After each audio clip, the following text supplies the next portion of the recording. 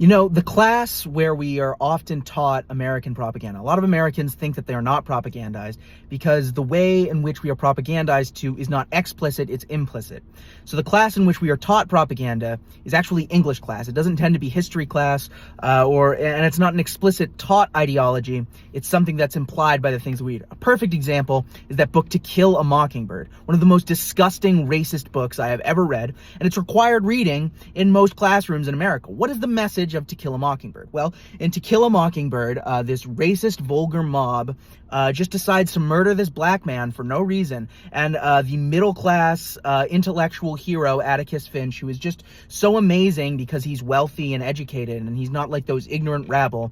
You know, he has to defend the black man, and it's this tragedy where the black person has no agency, and the message of the book is that ordinary people are your enemy. And the reality of this situation is that the opposite was actually true. That the way that racism has been fought traditionally is that ordinary people came to understand that it was against their own interest to be racist. That was the line of the CPUSA that built the civil rights movement.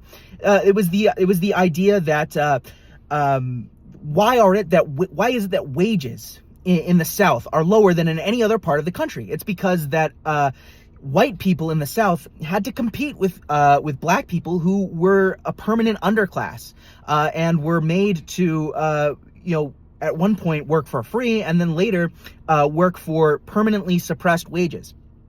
And so the bosses in the South could pit the white workers and the black workers against each other. And it was this understanding that built the civil rights movement.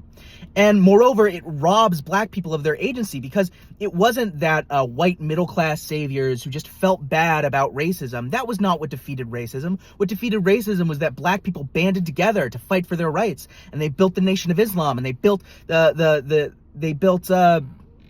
Black Panther Party. They built the civil rights movement.